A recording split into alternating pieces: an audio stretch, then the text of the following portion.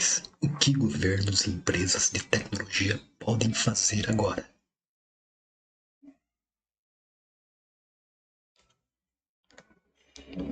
Como consumir o máximo possível do seu tempo e de sua atenção consciente? Quem disse isso foi Sean Parker, primeiro presidente do Facebook, em uma entrevista de 2017. Ele estava descrevendo o raciocínio das pessoas que criaram o Facebook e outras plataformas de rede social importantes nos anos 2000. No capítulo 2, citei outro trecho dessa entrevista, no qual Parker explica o, entre aspas, ciclo de feedback de validação social, por meio do qual essas empresas exploravam, abre aspas, uma vulnerabilidade na psicologia humana, fecha aspas. Os aplicativos precisam, abre aspas, oferecer uma dose de dopamina de tempos em tempos, porque alguém curtiu ou comentou uma foto ou uma publicação sua.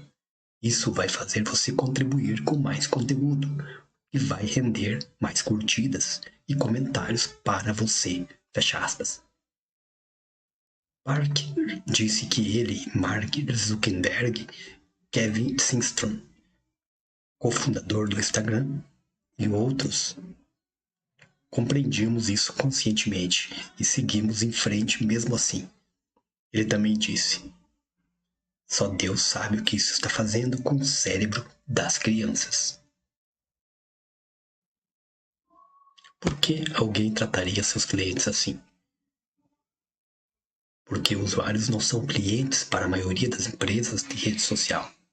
Quando plataformas oferecem acesso a informações, serviços gratuitos, em geral é porque seus usuários são o produto.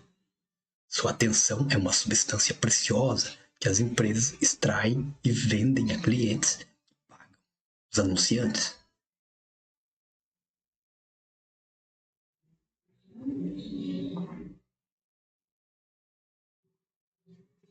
As empresas competem pela atenção dos usuários e, como cassinos, fazem de tudo para retê-los, mesmo que isso os prejudique. Precisamos mudar os incentivos para que as empresas se comportem de outras maneiras, como aconteceu em muitas outras indústrias. Pense na regulamentação pela segurança da comida na era progressiva, entre 1897 e 1920, ou na regulamentação pela segurança automotiva na década de 1960. Ambas contribuíram para a queda da taxa de mortalidade infantil que já estava em curso. Na primeira parte deste capítulo, descrevo as maneiras como muitas empresas de tecnologia, especial plataformas de rede social, empregam recursos de design que respondem à pergunta de Sean Parker sobre como consumir mais atenção das pessoas, distraindo-as do mundo real.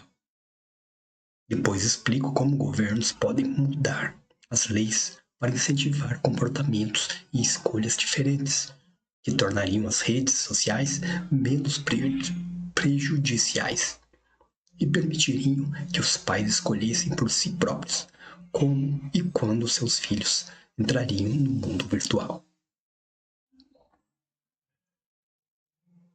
A segunda parte do capítulo mostra como governos podem mudar as leis e políticas que levam pais e escolas à superproteção no mundo real. Também demonstro como governos podem tornar o mundo real mais convidativo para as crianças e apoiar mais suas necessidades de brincar e ter mais autonomia e responsabilidade.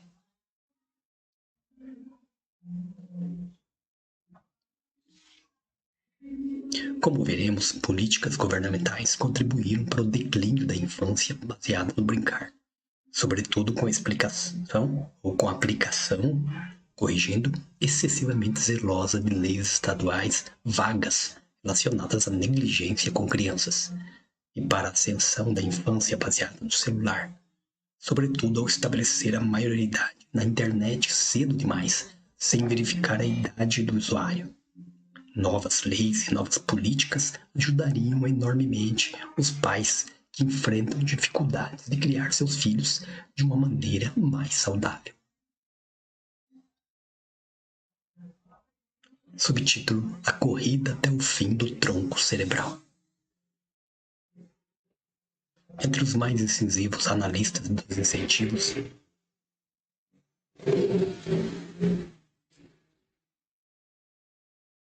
que impulsionam as empresas de tecnologia estão a Tristan Harris, especialista em ética do Google, que em 2013 criou uma apresentação de PowerPoint para seus colegas intitulada, abre aspas, um apelo para minimizar distrações e respeitar a atenção dos usuários, fecha aspas.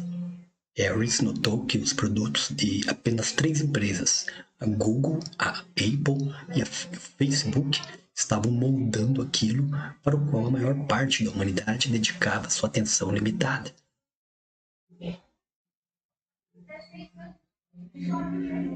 E a esgotavam deliberadamente e sem cuidado algum. Segundo Harris, as escolhas de design das empresas de tecnologia haviam resultado num colapso global do tempo disponível para qualquer coisa que não fosse tela. Harris saiu do Google em 2015 e depois fundou o Centro para a Tecnologia Humanitária, uma organização importante que desde então vem oferecendo alertas e soluções. Em 2010, o Senado o convidou para depor em uma audiência sobre proteção do consumidor, quando então ele expôs o modus operandi das empresas pela atenção das pessoas. Há algumas vulnerabilidades psicológicas que podem ser exploradas, parte delas relacionada às nossas necessidades mais básicas. Segundo Harris, as empresas se veem presas em um problema de ação coletiva conhecido como, entre aspas, corrida até o fim, porque se uma delas fracassa em explorar uma fraqueza psicológica disponível, acaba em desvantagem.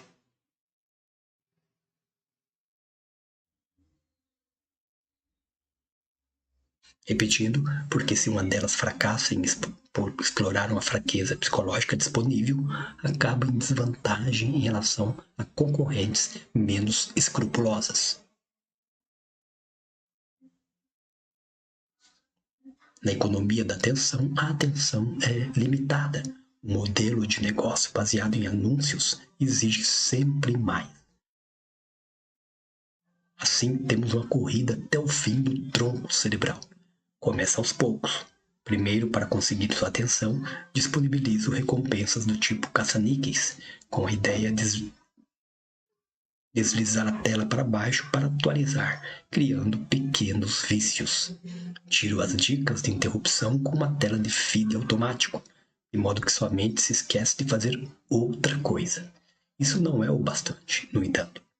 Com a crescente concorrência por sua atenção, precisamos ir mais fundo no tronco cerebral, acessando sua identidade, fazendo com que você se torne dependente da atenção dos outros, acrescentando o número de seguidores e curtidas. A tecnologia se aproveita da necessidade de validação social, e as pessoas desenvolvem uma obsessão por feedback constante dos outros. Isso ajudou a alimentar a crise de saúde mental entre os adolescentes. O modelo de negócio baseado em anúncios transforma os usuários em produto. A personalização confere às empresas de redes sociais muito mais poder que as indústrias da era pré-digital baseada em anúncios, como jornais e TV aberta. Se nos concentrarmos nisso, começaremos a vislumbrar qual deve ser o papel das leis, não apenas em relação às redes sociais, mas também a jogos e pornografia online, que usam em grande parte as mesmas técnicas para atrair a atenção de menores de idade e obter seus dados. Há 3 imperativos básicos para o funcionamento de negócios cujo lucro deriva de anúncios em meio a conteúdo gerado por usuários. Primeiro, conseguir mais usuários. Segundo, fazê-los passar mais tempo no aplicativo. Terceiro, fazê-los publicar e interagir com mais conteúdo, que atrai outros usuários para a plataforma. Uma maneira de aliciar mais gente é ignorar a proibição de usuários com menos de 13 anos. Em agosto de 2019, tive uma reunião virtual com Mark Zuckerberg, que estava procurando dialogar com um público amplo, incluindo seus críticos. Contei que quando meus filhos entraram no 6º ano, eles viram que a maioria das crianças da turma, que tinham 10 ou 11 anos, tinham conta no Instagram. Então perguntei o que Zuckerberg pretendia fazer a respeito. Ele disse, abre aspas, nós não permitimos que menores de 13 anos abram uma conta, fecha. Então relatei que antes da nossa conversa, eu havia criado uma conta falsa para uma menina fictícia de 13 anos, sem que houvesse nenhuma tentativa de confirmar a idade que eu alegava ter. Abre aspas, estamos trabalhando nisso, fecha aspas, ele disse. Enquanto escrevi este capítulo, em agosto de 2023, criei outra conta falsa. Ainda não há verificação de idade, muito embora as maneiras de fazê-lo tenham se aperfeiçoado nos últimos 4 anos. Tampouco se vê qualquer tentativa de desestimular as crianças a mentir quanto à idade. Se fosse para fazer um esforço real para bloquear ou expulsar aqueles com menos de 13 anos, o Instagram perderia os usuários para o TikTok e outras plataformas. O público mais novo é especialmente valioso porque os hábitos criados cedo muitas vezes duram a vida toda, de modo que as empresas precisam dessas pessoas para garantir um consumo robusto de seus produtos no futuro. A perda de mercado entre usuários jovens é encarada como uma ameaça à própria existência dessas empresas. Como resultado, empresas cujos produtos são usados por adolescentes se veem em outra corrida até o fim, atrás de usuários cada vez mais novos. Documentos revelados pela informante Frances Haugen mostram que a Meta muito tenta atrair pré-adolescentes e chegou a considerar alcançar crianças a partir de 4 anos. Abre parênteses, o mesmo tipo de corrida se deu entre os fabricantes de cigarro, que ainda que negassem, começaram a direcionar seus anúncios para adolescentes. Fecha parênteses. Quanto ao segundo imperativo, usar a inteligência artificial para selecionar o que mostrar no feed de um usuário é uma estratégia que as empresas empregam para fazer os usuários passarem mais tempo em seus aplicativos. Com base no tempo que eles passam vendo diferentes tipos de conteúdo, a inteligência artificial lhes oferece mais um de outro. É por isso que plataformas de vídeos curtos como o TikTok e os Reels no Instagram são tão viciantes. O algoritmo é capaz de determinar rapidamente quando os usuários param de rolar a tela, o que significa que ele pode identificar desejos e interesses de que o usuário talvez nem tenha consciência, levando um menor a receber conteúdo sexual impróprio para a idade, por exemplo.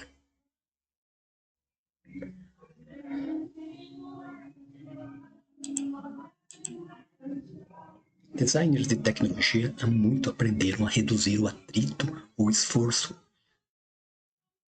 Aumenta o tempo passado na plataforma.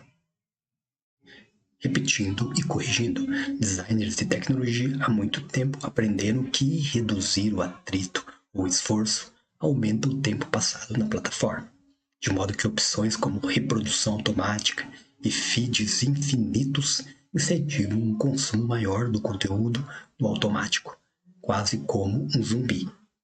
Quando se pergunta às pessoas em que plataformas passam mais tempo do que gostariam, as vencedoras, entre aspas, são redes sociais com essas características.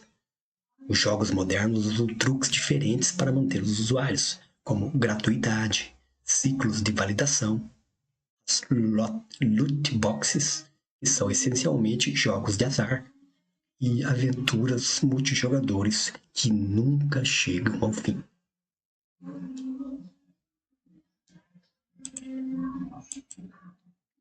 Para atingir seu terceiro objetivo, incentivar os usuários a publicar mais conteúdo, as plataformas se aproveitam da alta sensibilidade dos adolescentes e recompensas sociais. Os streaks do Snapchat, por exemplo, gamificam as interações sociais ao incentivar os usuários a mandar uma foto para os amigos todo dia, para não quebrar o streak publicamente visível. Além disso, pressionam as crianças a passar mais tempo do que elas mesmas querem interagindo com sua rede de contatos, o que deixa menos tempo para interações no mundo real. Outro exemplo é determinar como padrão os perfis abertos, de modo que o que quer que se publique se torne conteúdo para o maior número possível de usuários. Menores devem ser protegidos de produtos projetados para viciá-los. Eu gostaria que as empresas tratassem crianças e adolescentes com mais cuidado por livre e espontânea vontade. Porém, considerando os incentivos de mercado e as normas de negócios, provavelmente serão necessárias leis para forçá-las a fazer isso.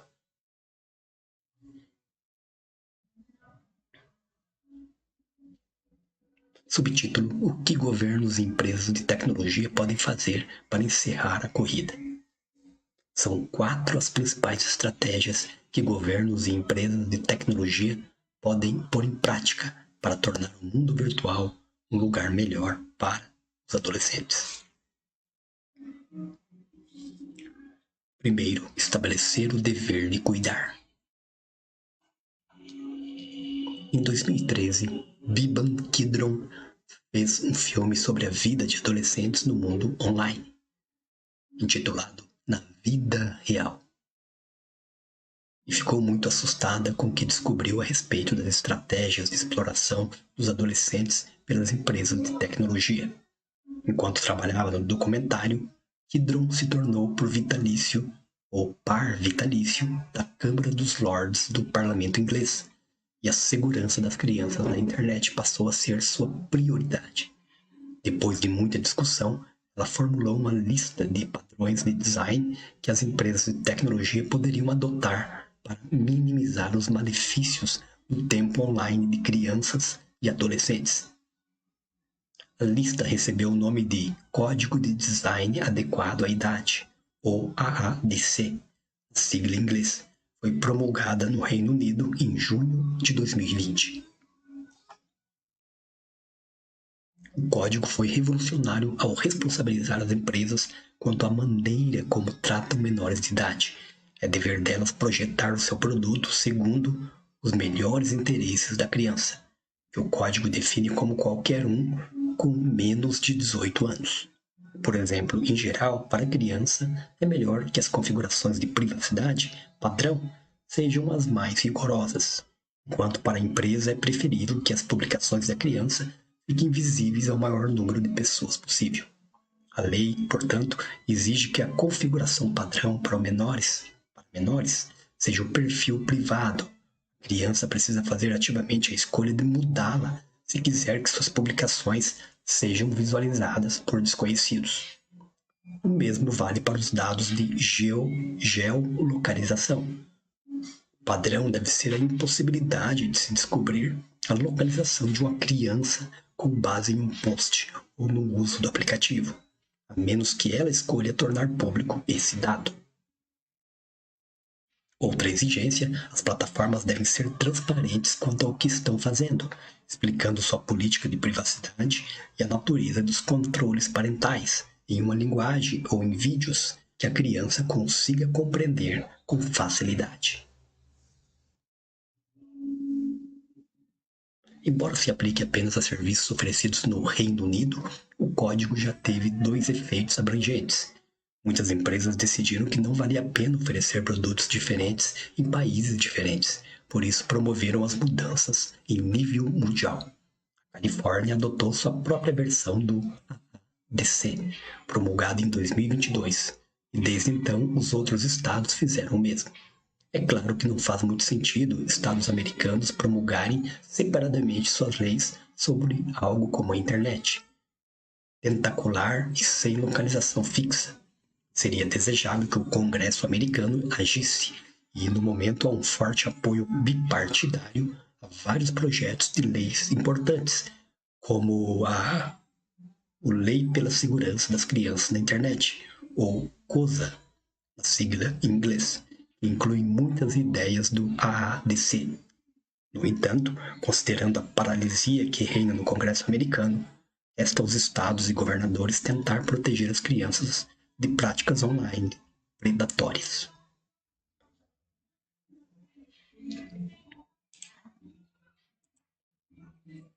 Alguns críticos receiam que deixar a regulação a cargo do governo pode resultar em controle da internet, inclusive censurando um ou outro lado do espectro político.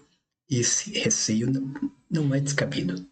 A maior parte dos danos pelos quais as plataformas são responsáveis, porém, não tem a ver com o que os usuários estão publicando, de difícil controle e monitoração, e sim com decisões de design que são 100% da alçada dessas plataformas e que incentivam ou amplificam experiências prejudiciais. Leis recentes como a COSA se concentram no design e não no conteúdo. Mudanças de design, como ressaltar as preferências de privacidade, não oferecem vantagem a nenhum lado do espectro político.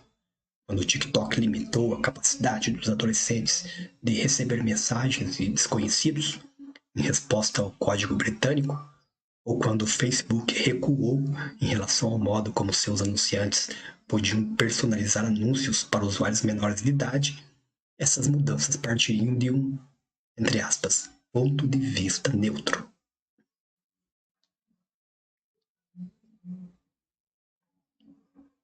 Ponto número 2. Elevar a maioridade na internet para 16 anos.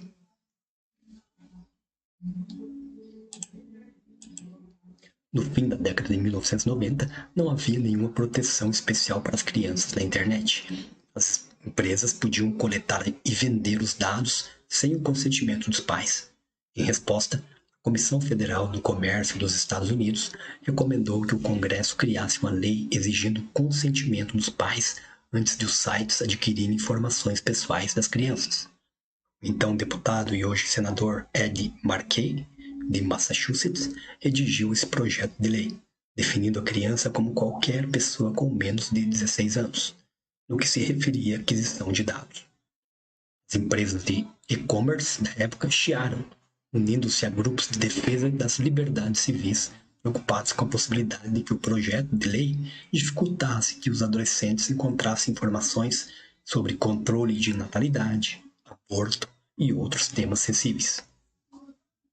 Nas negociações do projeto de lei, acordou-se que a idade seria reduzida para 13 anos, decisão que não teve nada a ver com o desenvolvimento do cérebro ou a maturidade adolescente. Foi fruto de uma negociação política. Assim, 13 anos passou a ser a idade da maioridade da internet, entre aspas, nos Estados Unidos, e acabou pautando o restante do mundo. Qualquer pessoa com mais de 13 anos, ou que diga ter mais de 13 anos, pode ser tratada como um adulto no que se refere à aquisição de dados. Como o senador Markey viria a dizer, abre aspas, era pouco, e à época eu sabia que era. Foi o máximo que consegui fazer, fecha aspas. Além de estabelecer uma idade baixa para a maioridade, a lei conhecida como COPPA, em inglês Children Online Privacy Protection, ou Lei de Proteção da Privacidade das Crianças na Internet, fracassou em impor qualquer obrigação às empresas de verificar a idade dos usuários. Elas só precisavam evitar adquirir dados de usuários quando tinham evidências diretas de que se tratava de alguém com menos de 13 anos. O projeto de lei foi promulgado em 1998, quando a internet era um lugar muito diferente do que é hoje, e nada mais foi promulgado pelo Congresso desde então. Abre parênteses, embora muitos projetos de lei estejam sendo considerados quando escrevo, em 2023, incluindo uma atualização da COPPA, que elevaria a idade a 16 anos. Fecha parênteses.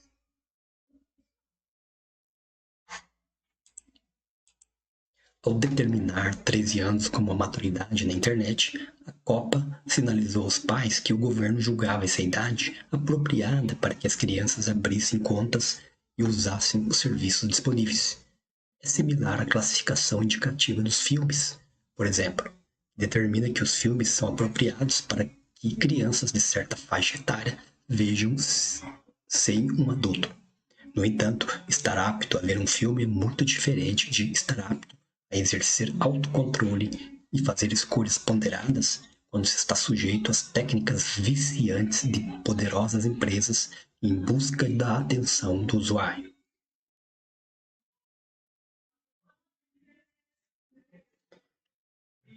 Qual é a idade certa para a maioridade na internet? Não é a idade em que as crianças podem acessar sites ou ver vídeos no YouTube e no TikTok, e sim a idade em que um menor pode assinar um contrato com uma empresa. É a idade em que uma criança pode criar uma conta no YouTube ou no TikTok e começar a publicar vídeos próprios e receber um feed personalizado, em troca de entregar seus dados para que a empresa os utilize como bem entender e os venda, como indicado nos termos do serviço.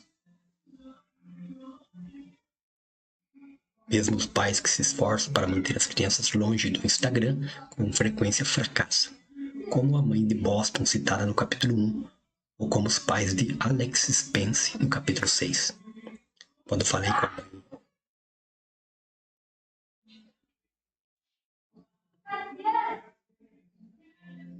Repetindo, quando falei com a mãe de Alexis, ela descreveu assim seu desafio, abre aspas, estou lutando contra a inteligência artificial e não tenho como vencer.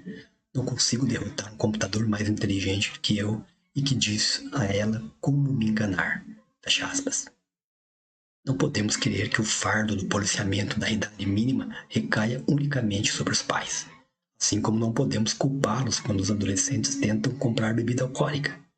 Esperamos que os locais que vendem bebidas respeitem o limite de idade, e devemos esperar o mesmo das empresas de tecnologia. Não acho que deveríamos alterar a maioridade da internet para 18 anos. A escolha original de 16 anos me parece correta, como idade mínima para aceitar os termos de serviço e entregar os dados do usuário.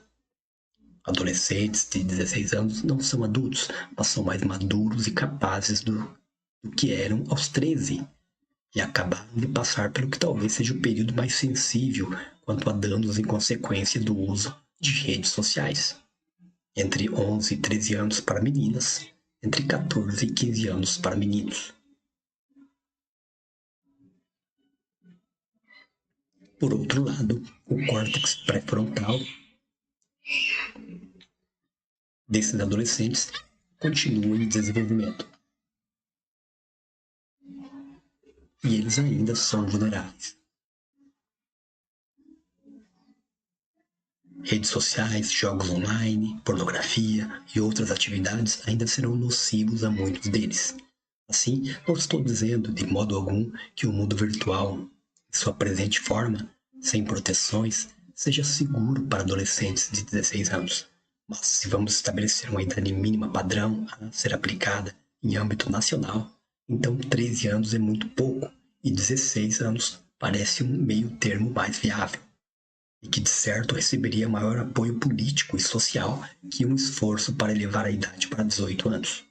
Eu apenas acrescentaria que adolescentes de 16 e 17 anos ainda são menores de idade.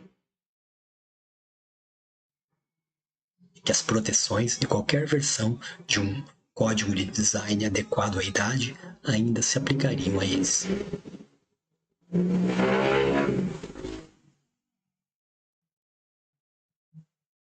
Portanto, acredito que o Congresso americano deveria reparar os erros cometidos em 1998 e elevar a idade da maioridade na internet de 13 para 16 anos, como no projeto de lei original, e então exigir que as empresas ponham isso em prática.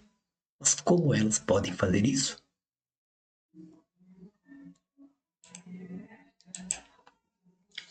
Parte 3. Ou ponto número 3, facilitar a verificação de idade.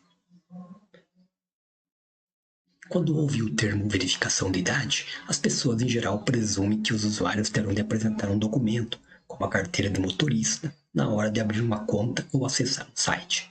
É uma alternativa, e o estado de Louisiana estabeleceu uma lei em 2023 que exige que sites com mais de um terço de conteúdo pornográfico Verifique se quem os acessa tem mais de 18 anos, usando o aplicativo da Carteira de Habilitação Estadual. É claro que poucos visitantes de um site de pornografia revelariam seu nome real, muito menos uma imagem do seu documento. Em resposta, o Pornhub simplesmente bloqueou o acesso ao site daqueles que parecem estar na Louisiana.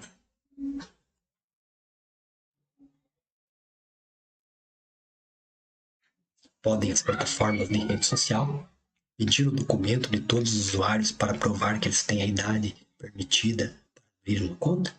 Em teoria, sim, os estados poderiam fornecer documentos de identidade para quem ainda não tem habilitação. Na prática, no entanto, as plataformas são hackeadas com alguma regularidade e seus bancos de dados são vendidos a ladrões ou publicados na internet, de modo que haveria uma ameaça significativa à privacidade e muitas pessoas deixariam de usar serviços importantes por isso. Sou contra exigir legalmente o uso de documentos de identidade emitidos pelo governo para acessar partes da internet administradas por entidades não governamentais. Há maneiras de verificar a idade da pessoa e ao mesmo tempo permitir que ela se mantenha anônima ao utilizar o site?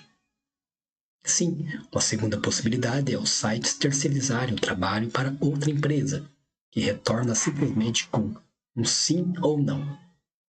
Tem idade suficiente ou não tem idade suficiente? Se a empresa que verifica a identidade for hackeada, o mundo fica sabendo que a pessoa em seu banco de dados teve sua identidade verificada, não que ela acessou o Pornhub ou outro site. Empresas desenvolveram métodos como usar uma rede de pessoas para confirmar a idade uma das outras. Aqueles que mentem perdem o direito de participar. Emitir um token blockchain para quem já passou pela verificação de idade, através de um método confiável. O token servirá como documento de identificação provando a idade da pessoa, mas sem nenhuma informação pessoal, de modo que um hackeamento não revelaria nada importante. Usar biometria para confirmar a identidade. A Clear, conhecida pela rápida identificação nos aeroportos, agora é usada como uma ferramenta de checar se seus clientes, cuja idade já foi verificada, têm idade para comprar bebidas alcoólicas em eventos em estádios.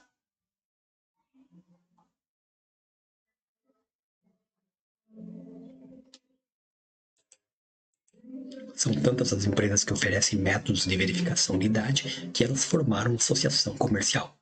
Qualidade, confiabilidade e segurança desses métodos com certeza aumentarão com o tempo.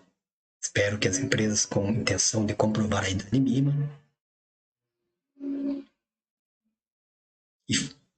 comecem a fornecer um cardápio de opções aos usuários.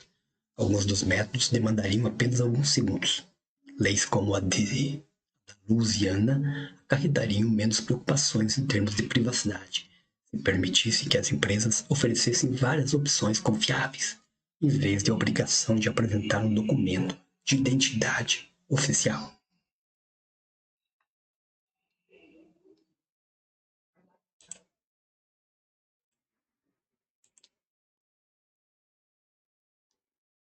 Uma maneira simples de fazer isso seria a Apple, o Google e a Microsoft, que criaram sistemas operacionais de quase todos os nossos aparelhos, acrescentarem outro recurso aos controles parentais já existentes. No iOS da Apple, por exemplo, já podem abrir contas familiares e inserir a data de nascimento dos filhos do primeiro iPhone deles. Pais sempre podem determinar que a criança só baixe aplicativos, filmes e livros apropriados para sua idade. No caso do serviço da Apple, por que não expandir isso de modo que a escolha dos pais seja respeitada por todas as plataformas que precisam de restrições de idade?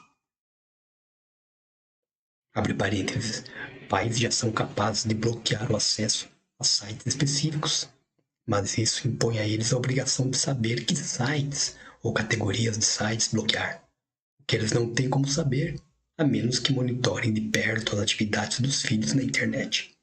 além de sites e tendências online. Fecha parênteses.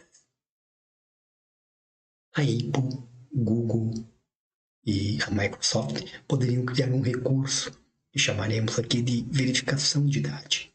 Seria ativado automaticamente sempre que pais criassem uma conta para menores de 18 anos. Os pais poderiam escolher desativar a verificação de idade, porém, se ela fosse ativada como padrão, seria muito mais amplamente utilizada. Diferente de muitos recursos dos controles parentais atuais, que muitos pais não sabem como configurar. Quando qualquer pessoa usasse aquele celular ou computador para tentar criar uma conta ou entrar em uma conta, o site poderia fazer uma verificação simples, comunicando-se com o aparelho por duas respostas. Primeiro, a verificação da idade está ativada? E se for o caso, segundo, o usuário tem a idade mínima necessária? Abre parênteses, por exemplo, 16 anos para abrir ou acessar uma conta de rede social ou 18 anos para acessar pornografia. Fecha parênteses. Com esse tipo de verificação baseada no aparelho, pais, empresas de tecnologia e plataformas poderiam dividir a responsabilidade da verificação de idade. Um sistema assim poderia ser ajustado aos pais de Alexis Spence a manter a filha de 10 anos fora das redes sociais que dominaram sua vida. Também poderia ter reduzido a pressão dos colegas sobre Alexis, porque poucos deles estariam no Instagram. Ainda permitiria que os sites estabelecessem idades mínimas para recursos específicos, como publicar vídeos ou receber mensagens de desconhecidos. Note que essa verificação baseada no aparelho não seria inconveniente para mais ninguém. Adultos que visitam um site com verificação de idade não precisam fazer ou mostrar nada. Por isso a internet permanece igual para eles. E não há nenhuma ameaça em termos de privacidade. Pais que querem que seus filhos possam abrir contas nas redes sociais ou acessar sites pornográficos podem simplesmente desativar a verificação de idade.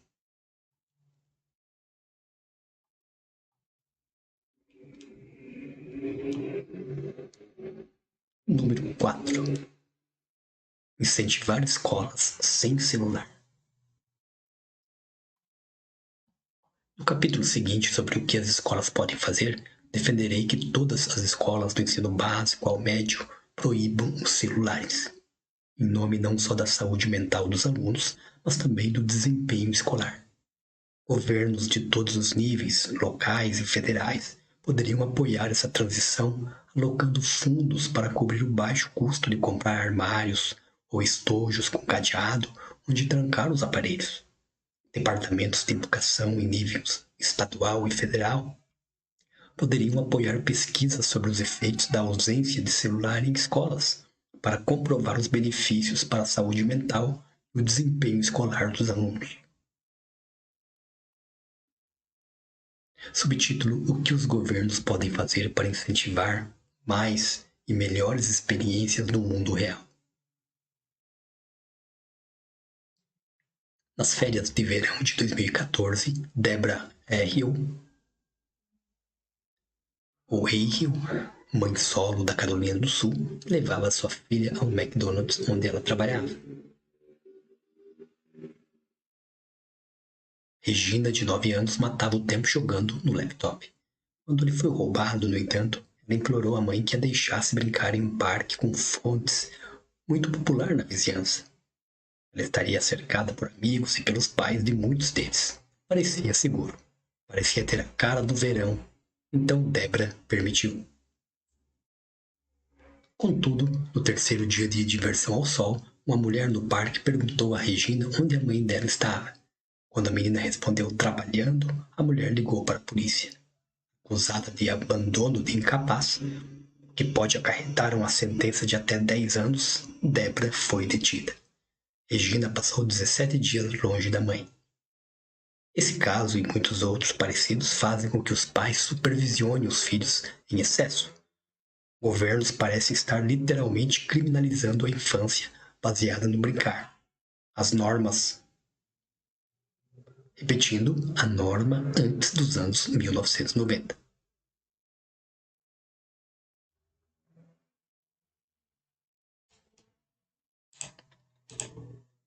Subtítulo: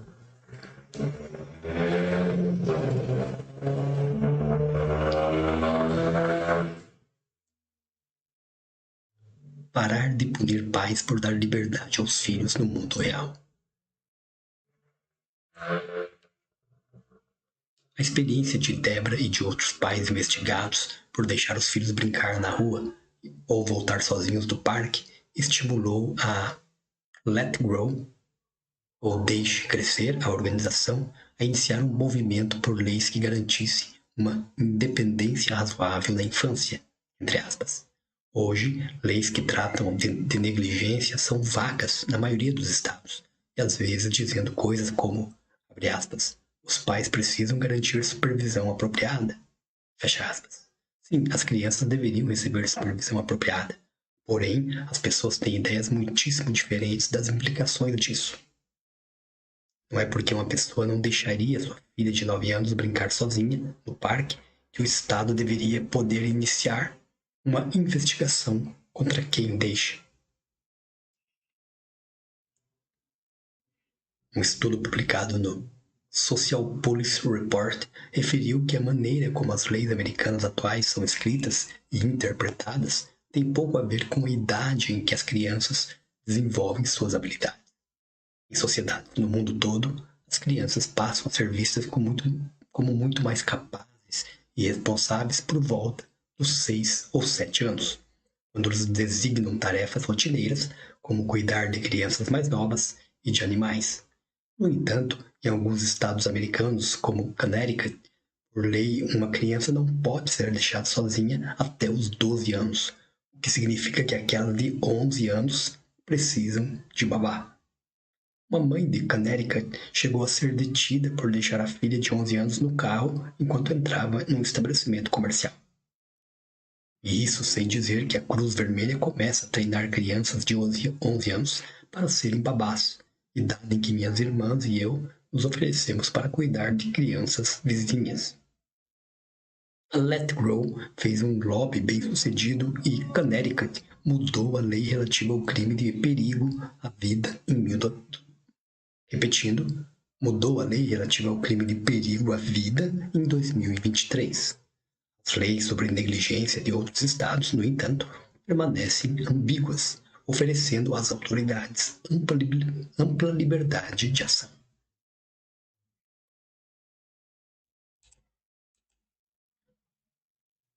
O ensaio publicado na Social Policy Report diz que, abre aspas, pais que não fornecem às crianças oportunidades de estímulo físico e cognitivo e atividades independentes estão potencialmente negligenciando seus filhos nessas dimensões. Assim, a falta de supervisão adulta não deveria definir negligência. Na verdade, talvez o Estado esteja sendo negligente quando ordena a superproteção. Leis de independência razoável na infância esclarecem o significado de independência. Negligência é quando um responsável desconsidera de maneira ostensiva, proposital ou temerária um perigo tão aparente à criança que uma pessoa razoável jamais permitiria que ela se envolvesse em tal atividade. Em outras palavras, não é negligência não estar vendo os filhos. Esse esclarecimento protege os pais que oferecem aos filhos mais independência para o bem deles próprios, assim como aqueles que o fazem por necessidade econômica, como Debra Ervil. Em 2018, Utah se tornou o primeiro estado americano a aprovar uma lei assim. Desde então, Texas, Oklahoma, Colorado, Illinois, Virgínia, Connecticut e Montana replicaram a lei. Os projetos de lei em geral encontraram apoiadores de ambos os partidos. E em muitos casos foram aprovados por unanimidade. Eles interessam a pessoas de todo o espectro político, porque ninguém quer que o governo se meta na vida familiar se não houver um motivo convincente. O trabalho do governo é proteger as crianças de abusos reais e não de atividades do dia a dia. Os estados americanos precisam revisar suas leis que dizem respeito à supervisão e negligência. Também devem voltar atrás em todos os processos de aplicação dessas leis contra pais cujo único crime foi oferecer uma independência razoável aos filhos, apropriada à idade deles. Peça aos deputados do seu estado, ou o equivalente em outros países, que proponham uma lei de independência razoável na infância. Subtítulo número 2: Incentivar o brincar nas escolas.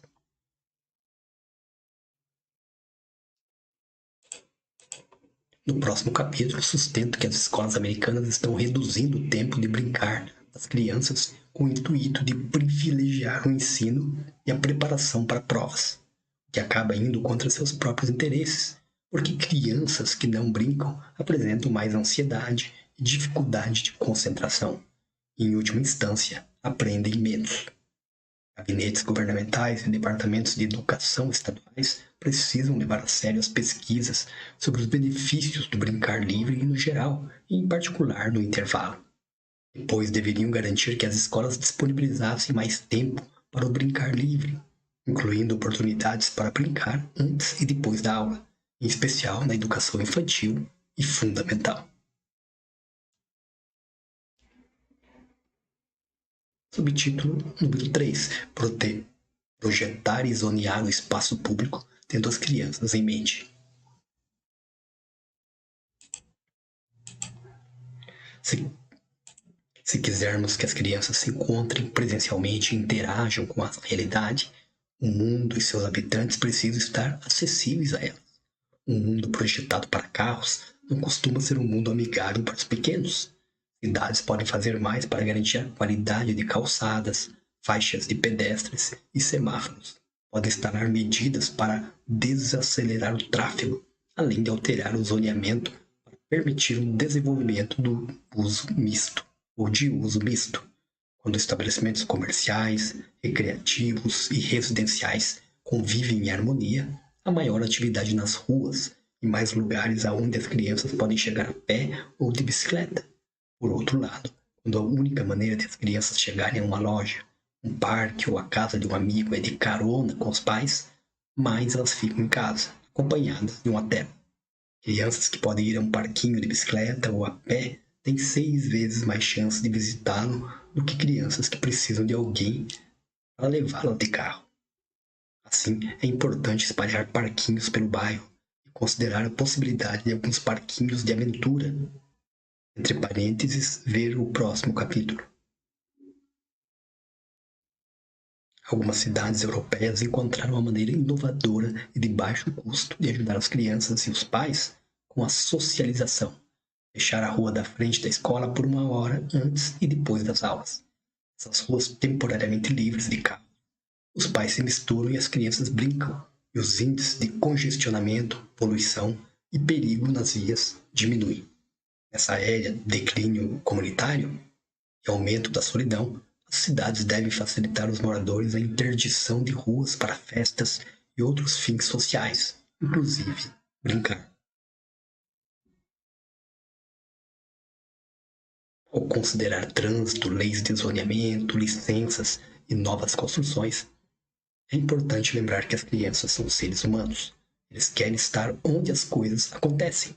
Espaços de uso misto facilmente acessíveis, onde todos, os mais jovens e os mais velhos, podem socializar, ver e serem vistos, brincar, comprar, comer, flertar e, quando cansados, sentar. Permitem que todos se envolvam com o mundo além da tela.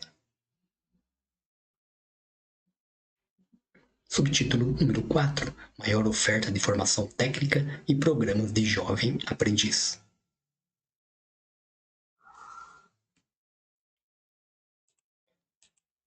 O sistema educacional americano vem se concentrando cada vez mais na formação escolar que conduz à universidade, e tem havido uma queda equivalente na oferta de cursos técnicos ou profissionalizantes, e, consequentemente, na participação dos estudantes.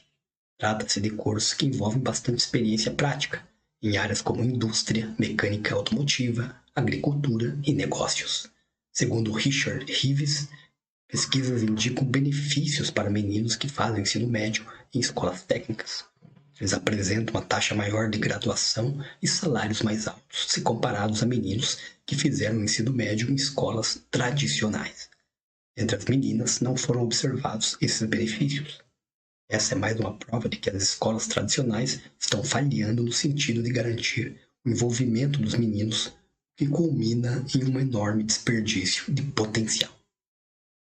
Também está provado que programas tipo Jovem Aprendiz ajudam os adolescentes a fazer a transição do ensino médio para o trabalho remunerado.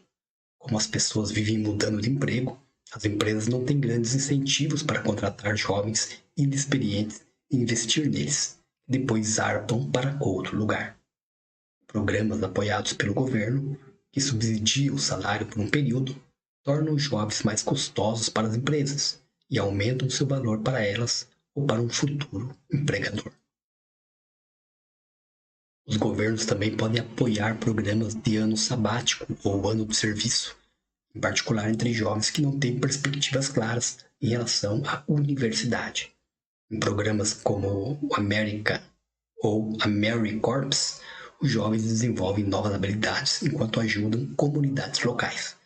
Também já se provou que programas de imersão na natureza podem conferir benefícios aos adolescentes, pois oferecem aos jovens treinamento direto com ou em antifragilidade, ao mesmo tempo que proporcionam um contato com belezas naturais.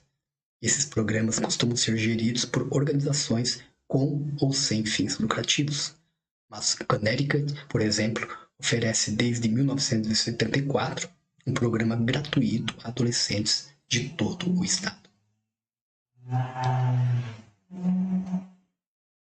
Governos têm o poder e muitas vezes a responsabilidade de lidar com problemas de ação coletiva, que acabam exacerbados em decorrência de leis mal elaboradas e observadas erraticamente. Governos podem estabelecer padrões com o intuito de mudar o comportamento das empresas, as quais podem estabelecer limites para encerrar a disputa por usuários menores de idade. Podem tornar mais fácil que bairros e escolas garantam liberdade para crianças e adolescentes, como discuto nos 2 capítulos a seguir. Quando trabalham de maneira complementar, governos, empresas de tecnologia, escolas e pais podem resolver coletivamente questões complexas, inclusive melhorando a saúde mental dos jovens.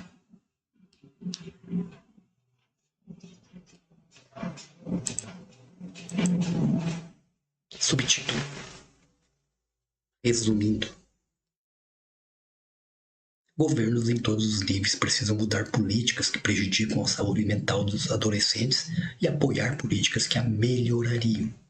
Nos Estados Unidos, governos estaduais e locais estão em parte responsáveis ou são em parte responsáveis pela superproteção das crianças no mundo real, em virtude da amplitude de leis vagas sobre a negligência. E o governo federal é em parte responsável pela proteção deficiente das crianças no mundo virtual, por ter aprovado em 1998 uma lei ineficaz em não a atualizar quando os perigos da vida na internet ficaram mais claros.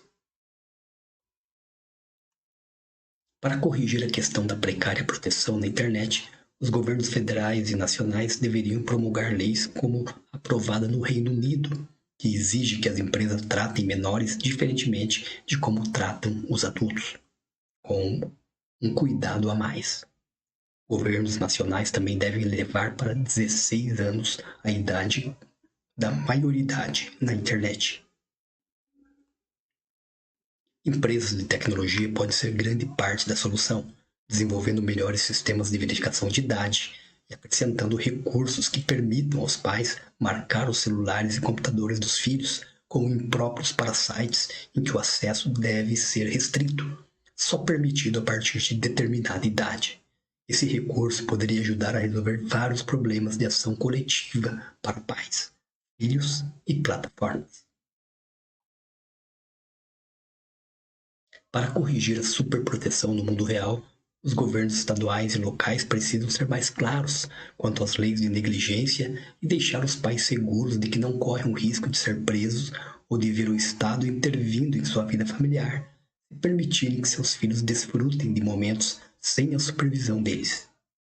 Governos estaduais e locais devem incentivar o brincar livre e o intervalo nas escolas. Também deve considerar as necessidades das crianças, no que se refere a zoneamento e licenciamento, e investir em formação técnica ou profissionalizante em programas que ajudam os adolescentes, especialmente os meninos, a fazer a transição para a vida adulta.